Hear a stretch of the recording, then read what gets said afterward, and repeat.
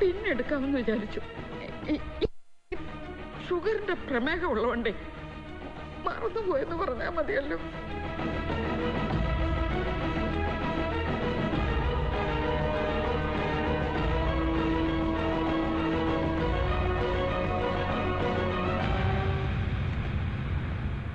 ഇതായിരുന്നോ ആ ബാഗ്?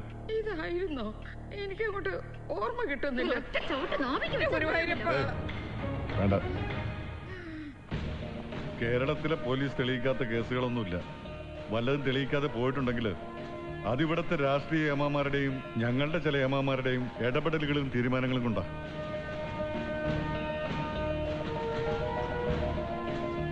ഈ ബാഗിലുണ്ടായിരുന്ന ലക്ഷക്കണക്കിന് രൂപ മിസ്സിംഗ് ആണ്, കാണാനില്ല. എന്റെ രൂപയോ?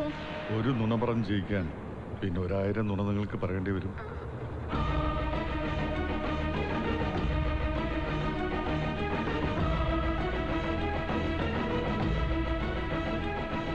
രാമകൃഷ്ണ, അന്വേഷണം ഇപ്പൊ എത്തി നിൽക്കുന്ന അവരില്ല.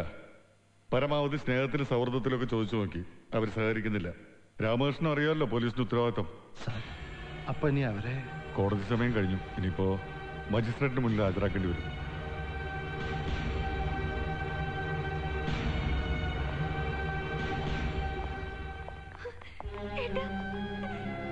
ഒന്നുമില്ല, കരയണ്ട.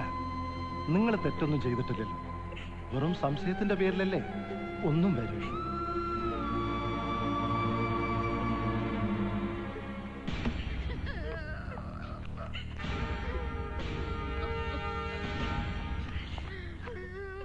Remand sir.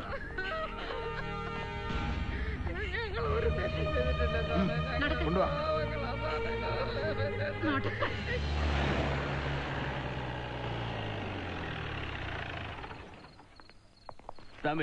ഉണ്ണിത്താൻ ചേട്ടൻ ഒന്ന് വീട്ടിൽ കൊണ്ടുവരാം. അതെ, എന്റെ വണ്ടിയാകുമ്പോ നിങ്ങളുടെ ആൾക്കാർ വഴി തടഞ്ഞു നിർത്തി ഊതാൻ പറയും. ഇതാകുമ്പോ പ്രശ്നമില്ല, സൗകര്യമില്ലയോ?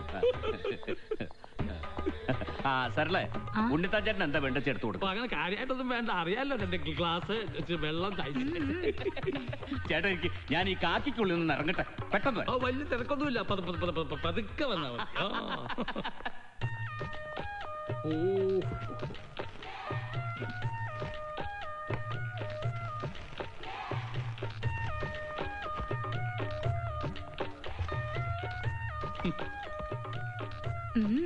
ഓ, രണ്ടു ദിവസമായിട്ട് വെളിയില്ല, പറച്ചിലുമില്ല, ഒന്നുമില്ല. അതെ, പുള്ളിക്കാരന്റെ അമ്മയും ചേച്ചിയും ചേച്ചിയുടെ ഭർത്താവും ആകെ കൂടി ഒരു തിരക്കായിരുന്നു.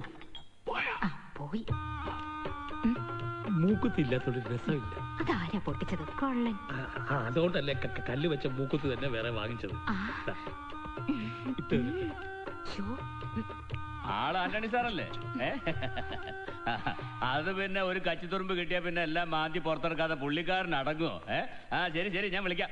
ശരി. അല്ല, ഇതുവരെ തുടങ്ങിയില്ലേ? തുടങ്ങില്ലേ? എന്താ പ്രശ്നം? ഏതോ ഹവാല തണ്ടി കനോലി കനാലിൽ പൊങ്ങി എന്റെ പൊല്ലാപ്പ. സിറ്റിയിലെ ഹവാല പിള്ളേരെ ആവുന്നതും പൊക്കി കസ്റ്റഡിയിലെടുത്ത് ചോദ്യം ചെയ്യുന്നുണ്ട്. ലക്ഷക്കണക്കിന് ഉറുപ്പിയുടെ ഇടപാടാ. പക്ഷേ ഇപ്പൊ അന്വേഷണം ചെന്നെത്തി നിൽക്കുന്നത് 3-4 പെണ്ണുങ്ങളില്ല, കുടുംബശ്രീക്കാര്. അവരെ റിമാൻഡ് ചെയ്തിരിക്കുക. എന്തു പറ്റി ഉണ്ണിത്താൻ ചേട്ടാ? എന്തു പറ്റി? ഞാനേ ഹവാലയ്ക്കകത്ത് മുങ്ങിപ്പോയി.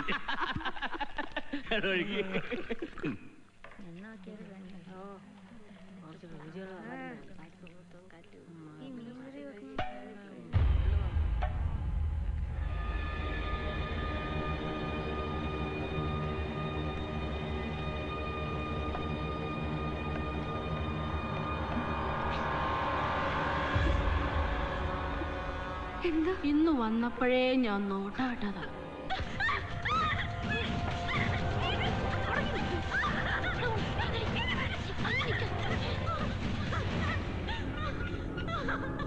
അയ്യോ, എന്താ എന്താ എന്താ മോളെ? എന്താ രാജി? ഇവിടെ ഉണ്ടായിരുന്നൊരു പെണ്ണ് എന്നെ കയറി പിടിച്ചു. ഇവിടെ ഉണ്ടായിരുന്ന പെണ്ണോ? ഏതാ അവള്? മാധവിയായിരിക്കും. ഓക്ക് മാറ്റേൻ രസം കുറച്ച് കൂടുതലാ. ഒന്നിനെ വെറുതെ വിടൂല.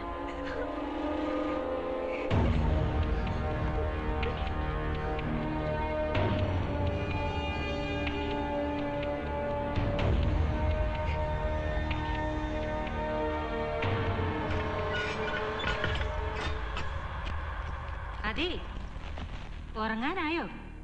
എന്തേ? നിനക്കെന്തോ സൂക്കേടുണ്ടെന്ന് അറിഞ്ഞു. അത് മാറ്റിട്ട് കിടന്നാ പോരെ? എന്നാ പിന്നെ അത് മാറ്റിട്ട് കിടക്കാം. എന്തേ? അതെ, എനിക്ക് നിന്നെ വേണ്ട, ഇവളെ മതി.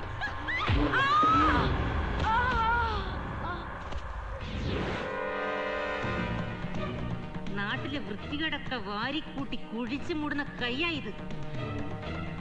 ഈ കൈ കൊണ്ട് നിന്റെയൊക്കെ സൂക്കേട് മാറ്റാൻ പറ്റുമെന്ന് ഞങ്ങളൊന്ന് നോക്കട്ടെടി.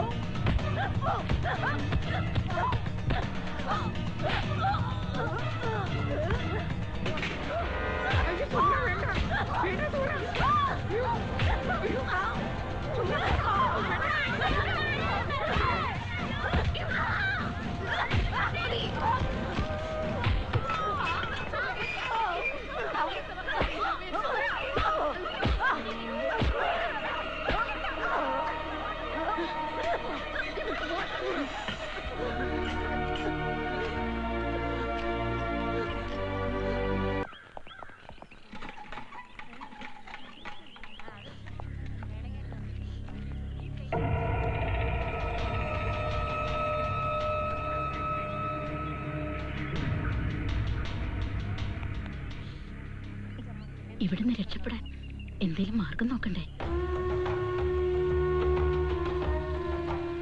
ആരെങ്കിലും വിളിക്കാനുണ്ടെങ്കിൽ ഇത്തിരി അങ്ങോട്ട് മാറി നിന്ന് വിളിച്ചു.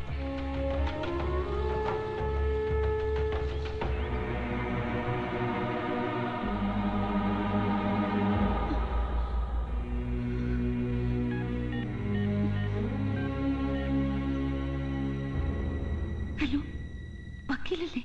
ഞാൻ കുടുംബശ്രീയിലെ ഗിരിജയാണ്. ഇതെപ്പോ? ഇന്നലെ. ഞങ്ങളെ ഇവിടുന്ന് രക്ഷിക്കാൻ സഹായത്തിന് ഒരാളില്ലാതെ. നിങ്ങൾ ഒന്നുകൊണ്ട് വിഷമിക്കണ്ട, ധൈര്യമായിട്ടിരിക്കെ. എല്ലാം ഞാൻ നോക്കിക്കൊള്ളാം.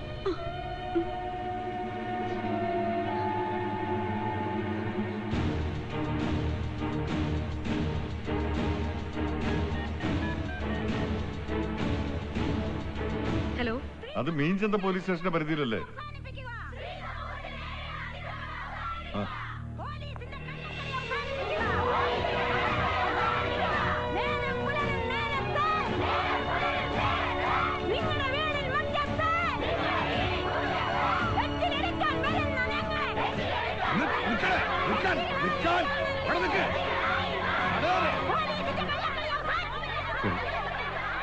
സ്ത്രീ സമൂഹത്തിന് നേരെയുള്ള സി എ ആന്റണിയുടെ അതിക്രമങ്ങൾ അവസാനിപ്പിക്കുക. പോലീസിന്റെ കള്ളക്കളികൾ അവസാനിപ്പിക്കുക. പോലീസിന്റെ കള്ളത്തരങ്ങൾ അവസാനിപ്പിക്കുക. സി എ ആന്റണി നീതി പാലിക്കുക. മതി, നിർത്ത്. എല്ലാവരും നിശബ്ദരാകുക. വരൂ. നാറുന്ന നാടിനെ ശുദ്ധീകരിക്കുക എന്ന പുണ്യകർമ്മം ചെയ്യുന്നവരാ കുടുംബശ്രീ പ്രവർത്തകരായ ഈ പാവപ്പെട്ട സ്ത്രീകൾ. നാടിന്റെ മാത്രമല്ല സർ, നാറിയ ഈ സാമൂഹ്യ വ്യവസ്ഥകളെയും വേണ്ടി വന്നാൽ ഇവിടുത്തെ സ്ത്രീ സമൂഹം കഴുകി തുടച്ച് വൃത്തിയാക്കി ചാണകം തെളിക്കും. വേണം. നാടും നാട്ടുകാരും സാമൂഹ്യ വ്യവസ്ഥയും ഒക്കെ വൃത്തിയാകണം. പക്ഷെ അത് പോലീസ് സ്റ്റേഷനിലേക്ക് മാർച്ച് നടത്തിയും അതിക്രമിച്ചും വേണം വക്കീല്. കൊല്ലപ്പെട്ടവന്റെ ബന്ധുക്കളാരും അയാൾക്ക് നഷ്ടപ്പെട്ട പണം അന്വേഷിച്ച് വന്നിട്ടില്ല.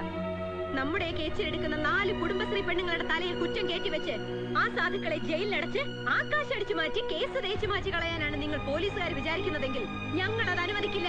പോലീസ് നീതി പാലിക്കുക. കുടുംബശ്രീ പ്രവർത്തകരെ ജയിലിൽ നിന്ന് മോചിപ്പിക്കുക.